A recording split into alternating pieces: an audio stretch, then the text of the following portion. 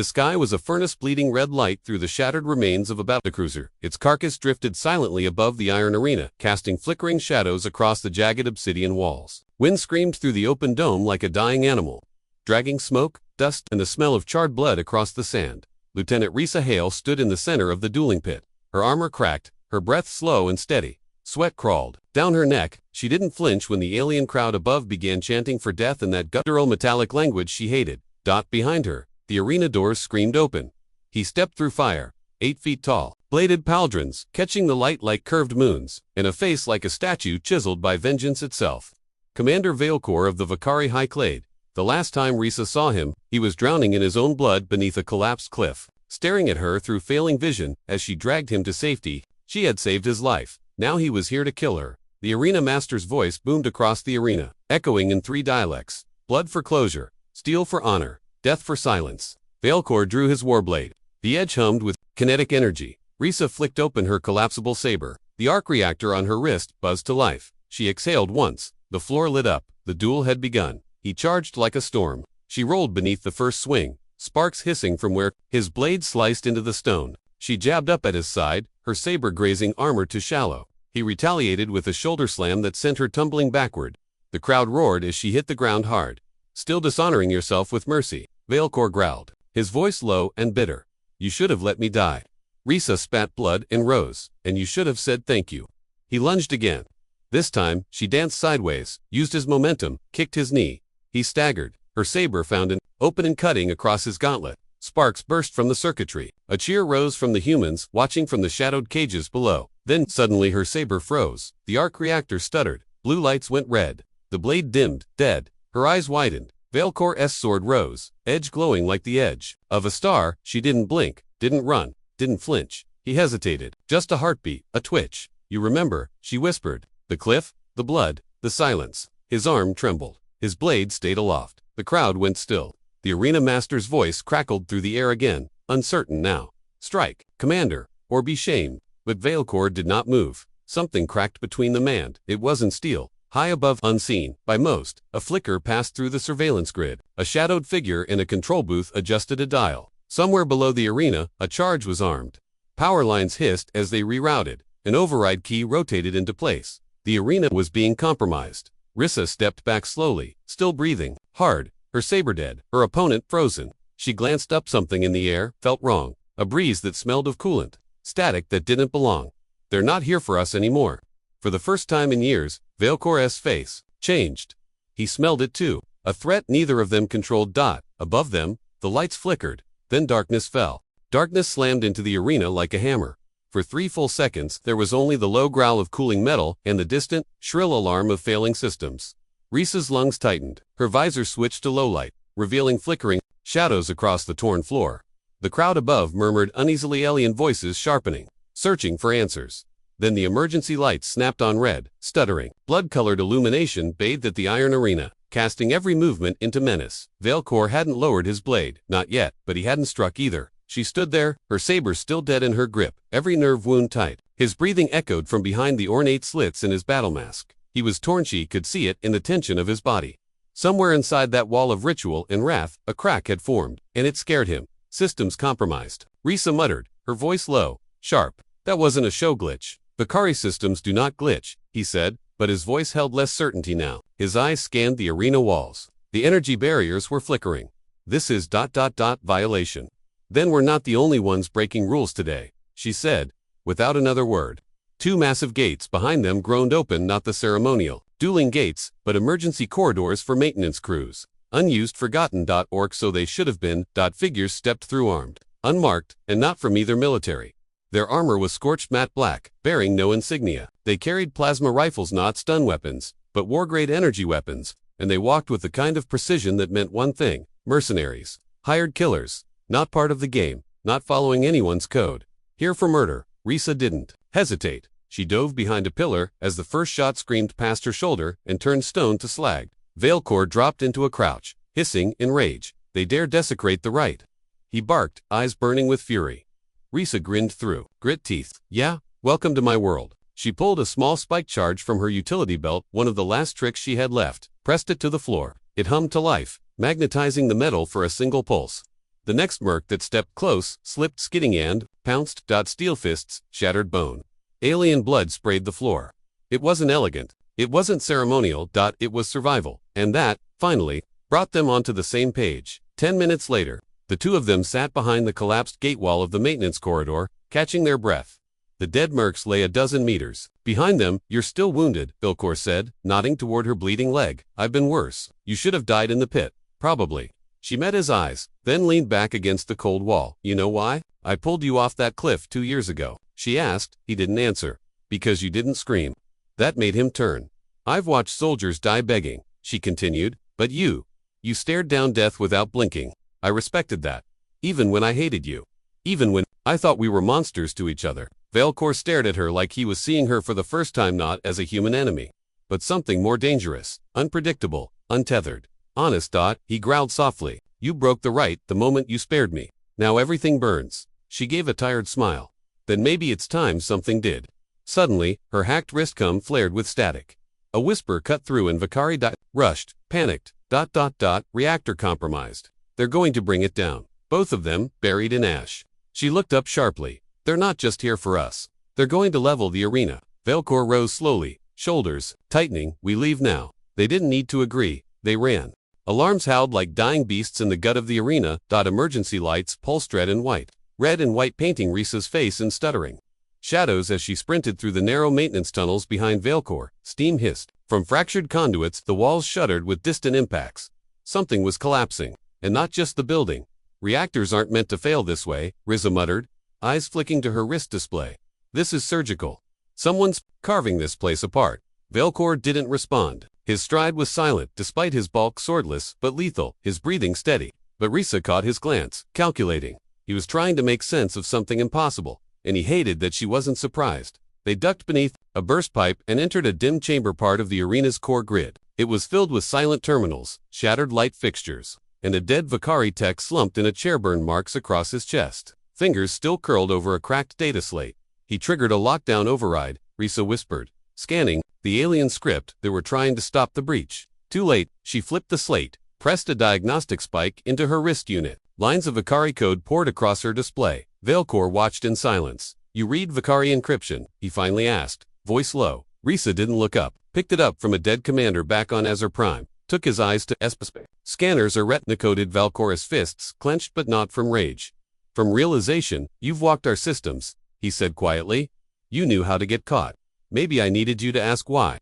Before he could speak again, the chamber lights died. Only her wrist display remained casting, a dim blue glow. Then the doors behind them hissed open. Not a sound, not a footstep, but they were no longer alone. Out of the darkness stepped 3 figures. Humanoid, but wrong. Too tall, too smooth, no insignia, no faceplates, just smooth masks like polished obsidian. Their movements were silent, almost floating. Each one carried energy rifles built from mismatched human and Vakari tech. Hybrid weapons. Stolen blueprints. Risa's blood went cold. "They're not mercs," she whispered. "They're collectors. Worse," Velcor growled. "They are ghosts of our war-shamed deserters, turned scavengers, outlaws." The center figure raised its rifle and spoke in a broken blend of both their tongues. No gods, no masters, only fire. And silence. Without warning, it fired. Chaos erupted. Velcor hurled a fallen chair like a battering ram, slamming one attacker into a console. Risa ducked, rolled, grabbed the Vakari tech's armband, ripped out his embedded ID chip, jamming it into a wall panel. The light snapped back on. She dove behind cover and yanked a shockmine from her belt. Flick, armed, tossed. Boom. 2 attackers flew backward. Armor sparking, systems shrieking. The last one moved with lightning speed, grabbed her by the throat. Her vision blurred. Pressure crushed her windpipe. Then a roar. Velcor struck from behind. Arms like steel, snapping the assassin's spine with a wet crunch. The silence that followed was deafening. Blood steamed on the floor. Both of them stood among the wreckage, panting. Risa coughed, holding her throat. "Okay," she rasped. "Now I believe you. They don't care about honor." Velcor stared down at the dead insurgents. Then he knelt in, removed one of their masks. The face beneath was Vakari, but mutated, chemically enhanced, altered. A ritual scar over one eye had been burned out. His voice was low, hollow. "This one was thought dead. From my own house." Risa froze. "You knew him. He was my blood cousin, exiled after refusing the blade trials." She stared at the mask in his hand. "So they're not just after us." He looked at her. "They want to erase what we both are." The floor buckled beneath them. Sparks rained from the ceiling as the corridor cracked apart. steel beams groaning like wounded giants. A tremor tore through the structure, followed by the unmistakable hum of a plasma overload. Building somewhere below, Risa's boots skidded as the hallway split. A section of the ceiling collapsed behind them, swallowing the corpses of the insurgents they'd just defeated. "We're running out of time," she shouted over the noise, grabbing Veilcor's forearm.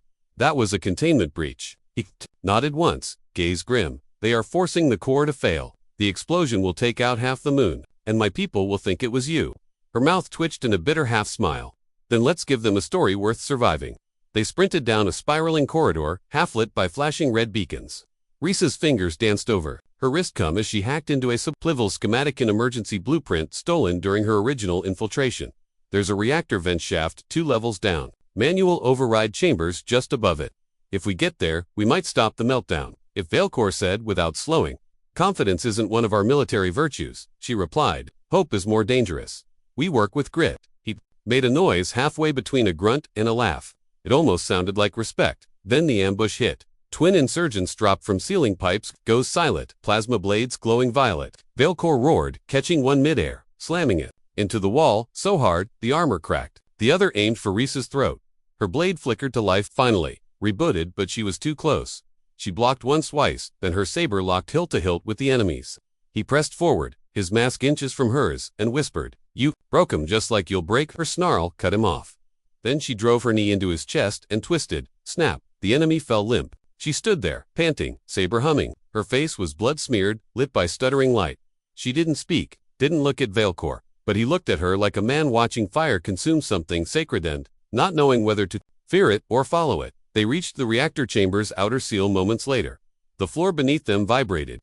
Molten coolant had begun leaking along the walls, sluggish red liquid glowing like fresh wounds. The control console was guarded by a final sentry, tall, broad, not masked, a Vakari elder, clad in ancient warplate fused with stolen human tech. He raised a halberd, crackling with arcfire. "You were warned, Veilcor," the elder rasped. "You abandon your right. Now you will burn for her sins." Veilcor stepped forward, bladeless hands open. "No right commands, genocide." The elder charged. Risa leaped aside, tossing a magnetic baton toward Veilcor. He caught it snapped it across his knee. It exploded with a concussive force that threw the elder off balance. Risa drove forward, saber a blur. The elder blocked herbally. Veilcor moved like a predator now. No armor, no sword, just raw instinct. Tackled the elder into the coolant spray, grunting as heat seared their armor. Metal hissed and cracked, then steel met steel. Risa lunged from behind, her saber slicing down. The elder's halberd met it, and in that blinding moment, both weapons shattered. Metal shrieked, sparks erupted, shards flew. Steel, broken. Risa stumbled. Back, her hands were empty. Veilcor stood over the fallen elder, smoke rising from his armor. Both of them were weaponless, bloodied, breathing hard. Silence fell. The broken pieces of their weapons lay scattered across the floor, still glowing faintly. Risa stared down at her hilt. "No more blades," she whispered. Veilcor met her eyes. "Then we faced the fire, barehanded." The air stank of burning coolant and shattered pride. Steel fragments littered the floor like fallen teeth. Risa knelt, running her fingers over the remains of her saber, its humming coil, still twitching with dying energy.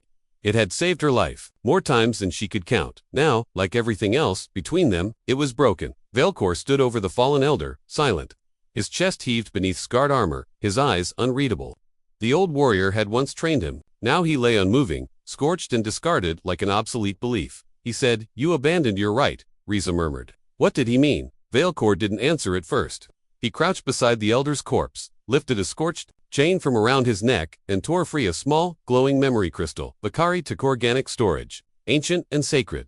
"You want to understand what I broke," he said quietly. "Then see it." He pressed the crystal to a nearby terminal port. The walls came alive. A flickering projection bloomed around them, shapes of fire and dust. Ancient Vakari trials etched in crimson light.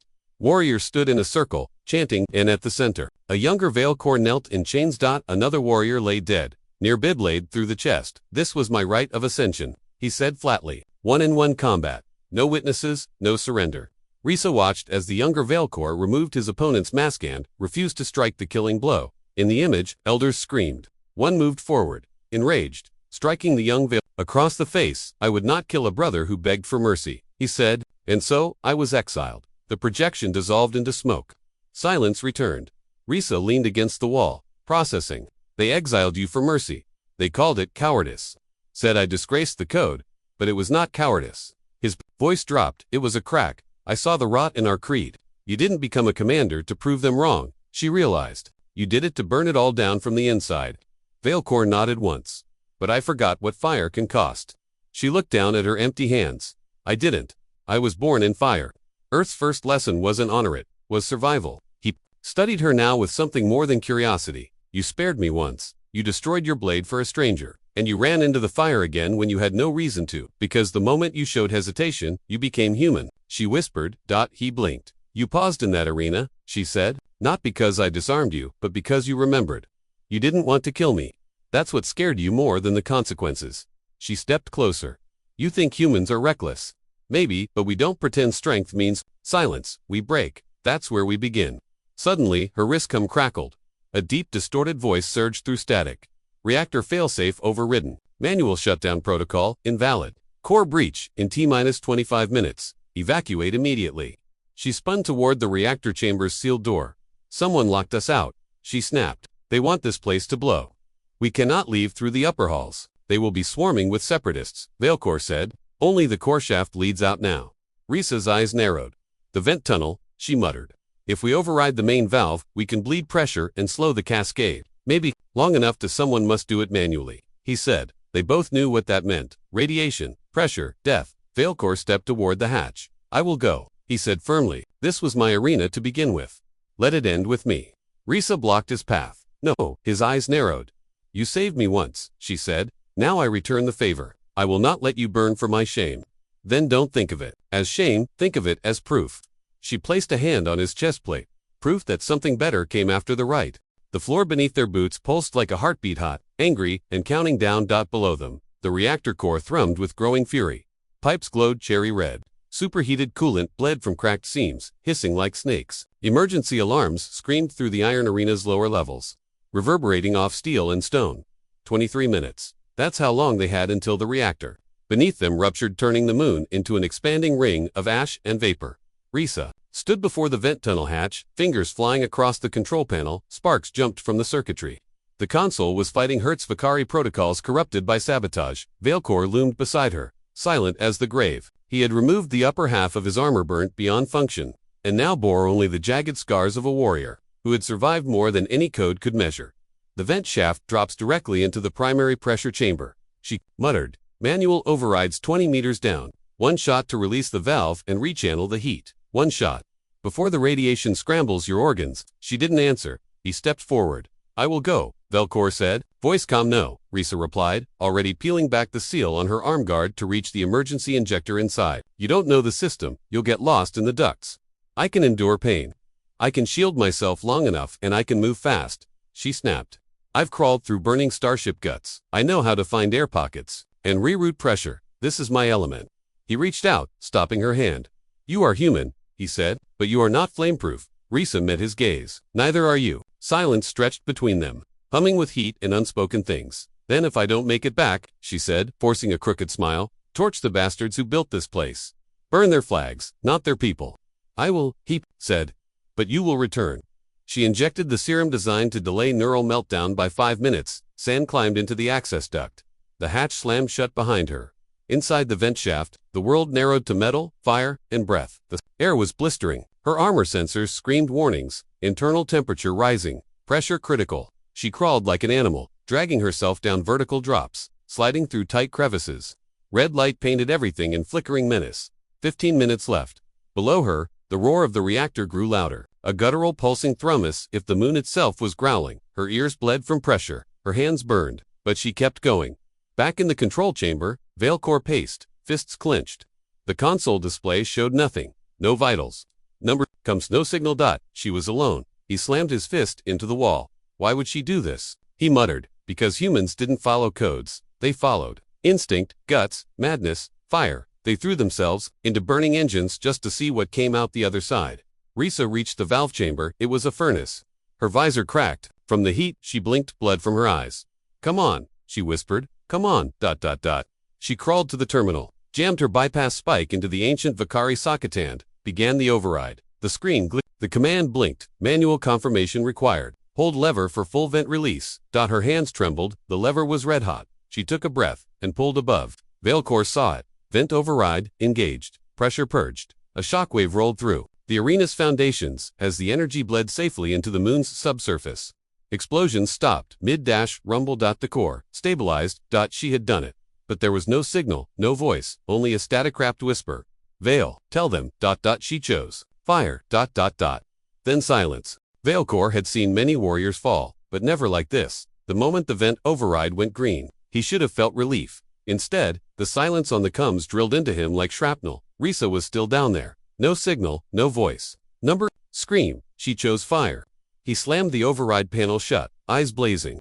Around him, the chamber still crackled with dissipating heat, glowing metal bones sizzling. But none of it mattered. She wasn't gone, not until he saw the ashes. He tore the hatch open, air rushed in like a gasp.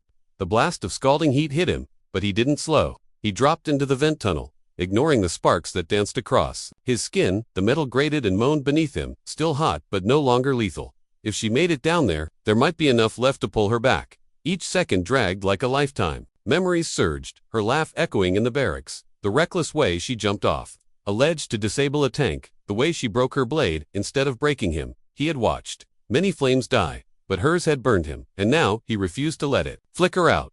Below the chamber, he found her, curled at the base of the release valve. Suit half melted, fingers still clamped to the lever. Steam hissed around her. Her helmet was gone, tossed aside. Her face was pale, blistered, but alive. Barely. Risa, he breathed, falling to his knees. Her eyelids fluttered at the sound of his voice. "You always this dramatic," she rasped. He exhaled sharply, a sound caught between a laugh and a growl. "You're a fool." "You're welcome." He lifted her gently. Her body was broken, burns along her arms, suit scorched through in places. But her heart still beat, her lungs still pulled air, and her hand clutched a fragment of the broken override. "Key, brought you a souvenir," she whispered. "You brought me proof." He carried her through the tunnel as the system lights flickered back to life. Stabilizing. Emergency lights went green. The reactor was safe. For now, but outside the arena war was waiting. The separatist factions that had funded the reactor had detected the failure. Their dropships were descending like iron fangs from orbit, blotting out the sky. The control they had once held on this moon, on Valecor's clan, was slipping, and they would not let it go quietly. Valecor stared out at the distant tremble of enemy ships. Behind him, Risa leaned against the wall, barely able to sit upright. "They're coming," he said, "and they want to bury this." "Then let's dig." She coughed, eyes sharp despite the pain. "You said this was your arena." "Maybe it still is, but now," she smirked. "It's my war too." He reached down and handed her a pistol. Not just any sidearm, his own Vakari issue, engraved with clan symbols. Giving it up meant more than words. "Then burn it with me." Her fingers wrapped around the hilt. Her grip trembled, but she held it. "One last match before the lights go out. One last war before we rewrite the rules." They stood together. As klaxons blared outside, side by side, broken armor, burned skin, one Vakari who had turned his back on a false code, and one human who had always followed the fire. The next strike would decide everything. The moon sky was on fire. Dropships tore through the atmosphere like burning spears. They descended in waves, black and red holes glowing, bristling with weapons. The traitor clans had arrived to finish what they started, to silence the rebellion, before it became legend, but they were too late. The reactor hadn't exploded. The truth had survived, and so had Risa. Valecor stood on the outer ridge, wind tearing through the shredded remains of his armor. The arena's towers loomed behind him, scarred but still standing. Beside him, Risa leaned against a twisted support beam, wrapped in bandages, face blistered, but eyes burning bright. "They'll deploy full force," he said. "No warning, no mercy." "Then it's a good thing I didn't crawl through hell just to die on a hill," she muttered, cocking the Vakari sidearm he'd given her. A moment passed. Their eyes met. Steel had broken between them, but the fire that still burned. Inside the arena's remains, survivors gathered. Carry loyalists, a few humans, scavengers, engineers, medics, defectors, all drawn to the chaos, all clutching weapons or welding torches, faces smeared with ash and defiance. Valecor stepped into the center and raised his voice. "The clans think this moon belongs to them, that our silence is loyalty, that we've forgotten what honor means. But today," his voice echoed like thunder, "we speak." He slammed the butt of his plasma halberd into the ground. Sparks flew. "Today we burn the silence down." A roar went up. The first wave hit like a storm. Gunships strafed the arena, unloading troops, exosuits, drones, armored beasts, bred for terror. But the defenders fought with ferocity born of betrayal. Humans and Vakari moved as one, covering each other, adapting, improvising. Risa, despite her injuries, moved like lightning. She ducked behind broken pillars, sniping drone operators, detonating shield boosters. "You owe me dinner if I make it out of this," she shouted over coms. "We don't eat meals." We consume prey. Then I'll bring sauce. She dove through debris, rolled behind a blast wall, and took out a gunship engine with a single shot. Velcor was a storm of metal and vengeance. He waded through enemy ranks like a living blade, his halberd glowing with plasma fire, cleaving mech suits in half, driving fear into the traitor commanders. Every strike was justice. Every scream, a reckoning. But they were still outnumbered. Then the reactor roared. From the depths of the moon, the pressure buildup surged, not to destroy, but to unleash. Risa's override had triggered a buried failsafe. The heat vents across the mountain range opened, blasting steam and pressure upward like volcanic jets. Enemy ships lost altitude. Radars glitched. Visibility dropped to nothing. Velcor used the chaos. Now, he bellowed, and the defenders charged. The final clash was brutal. Hand-to-hand claws. Blades, grit. A war of seconds and sparks. But in the end they stood. The enemy fled. Smoke rose from the battlefield like a funeral pyre. But it wasn't mourning. It was rebirth. Later, as dawn broke over the shattered ridge, Risa sat on the edge of the old arena. Velcor stood beside her. "You bled for this place," he said. "Why?" She watched the sunrise over the still glowing towers. "Because someone had to show you that your code wasn't broken. Just buried." He nodded slowly. "You reminded us what it means to fight for something real. Then don't forget," she whispered. "Don't ever forget." The new code was carved not in steel but in fire. In sacrifice. In a human who broke into the arena and shattered its chains. In a Vicari who saw her not as a weakness but a spark. Together, they didn't just survive, they rewrote everything.